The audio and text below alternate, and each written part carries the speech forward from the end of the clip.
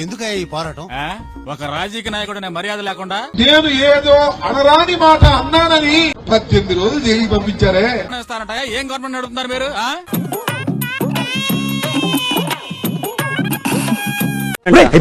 కమ్ములు జనాలే లేని పరిస్థితి.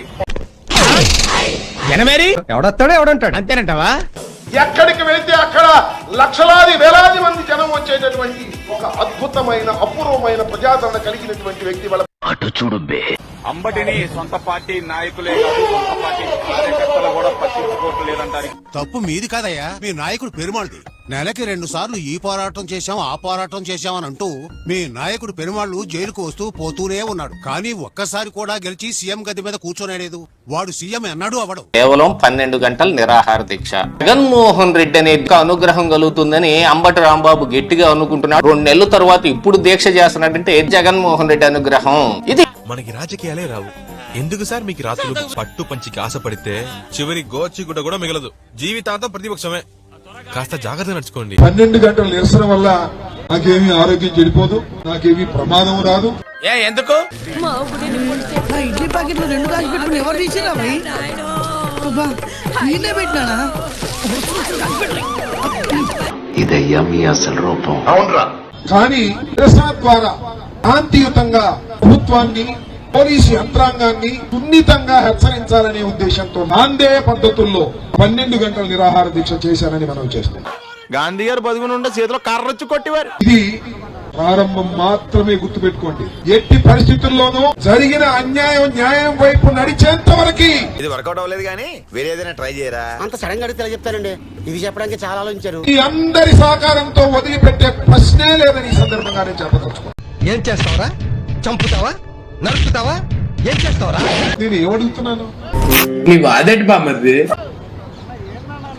నా ఇంటి మీద దాడి చేసిన వాళ్ళ మీద కరెక్ట్ కేసు పెట్టమంటున్నాను. పాపం ఫీల్ అన్నట్టున్నారు. నా ఇంటి మీద దాడి చేసిన వారి మీద కరెక్ట్ కేసు పెట్టమంటున్నారు. ఇంకోసారి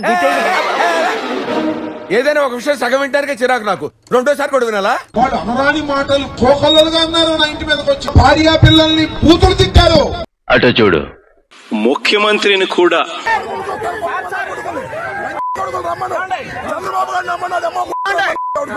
ఎలాంటి దారుణమైన బూతులు. కాన్స్టిట్యూషనల్ హెడ్ ముఖ్యమంత్రి అంటే వాళ్ళ తల్లిని ఉద్దేశించి ఆ బూతులు కూడా తిట్టడం కూడా చూస్తా ఉన్నాం. అన్నా నువ్వు అట్లా అనొద్దన్నా. నా ఇల్లు ధ్వంసం చేశారు, నా కార్లు ధ్వంసం చేశారు. ఎంత ఘోరం జరిగిపోయిందిరా. నన్ను చంపేద్దామని కూడా అనుకున్నారు. ఆ కాళ్ళు వచ్చుకు లాగేస్తే బాగుంది. సగం దరిద్రం వదిలిపోద్ది. ఈ వాళ్ళైతే హత్యలు చేయొచ్చా, అరాచకాలు చేయొచ్చా, ఏవి సంకేతాలు ఈ రాష్ట్రానికి పంపుతున్నారు మీరు చంద్రబాబు నాయుడు గారు అని అడుగుతా ఉన్నా. సైతాన్ వేదాలు వల్లిస్తుందా? కానీ నేను ఏడవనంటే ఏడవను. గుండె రాయి చేసుకొని పోరాటం చేసి ఈ తప్పుల్ని ఎండగట్టేంత వరకు ప్రజా ఉద్యమాన్ని నడుపుతాను. వైఎస్ఆర్ కాంగ్రెస్ పార్టీ అండదండపాలి మనం చేస్తున్నాం. ఇప్పటికైనా నీ పద్ధతులు మానుకో. నువ్వు ఎవరిని బెదిరించాలనుకుంటున్నావు? అదేదో చింత చచ్చిన పులుపు చావలే.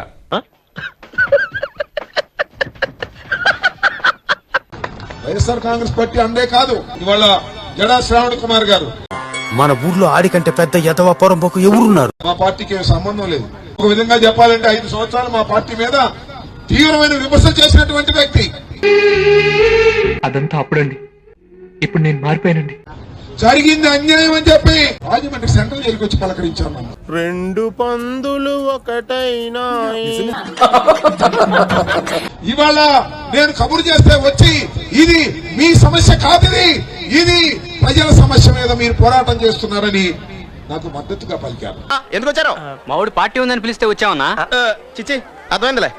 ఎలా మూలపోయి ఆడో కనపడకుండా ఉంచండి. పార్టీ అయిపోయిందా మిగిలిన తిని పోతురు కానీ ఎలానే దొరకలే. పార్టీ మనుషులే కాదు, ఇది అధర్మం అనుకుంటున్నటువంటి న్యూట్రల్స్ కూడా, ఇతర పార్టీలకు చెందిన వారు కూడా ఇది తప్పు తప్పు తప్పు అని ఖండించిన చంద్రబాబు నాయుడు గారికి బుద్ధి రాదు.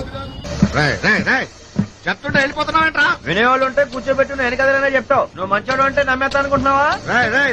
ఎవరైనా నమ్ముతాను కానీ నిన్ను మాత్రం నమ్మను. భయపెట్టాలనుకుంటున్నారా? వైఎస్ఆర్ కాంగ్రెస్ పార్టీ కార్యకర్తల్ని భయపెట్టాలనుకుంటే అది మీ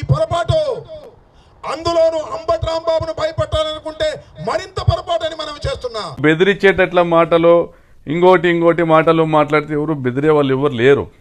ప్రజలు మిమ్మల్ని తరిమి కొట్టే రోజులు రాకుండా ఇకనైనా చూసుకో.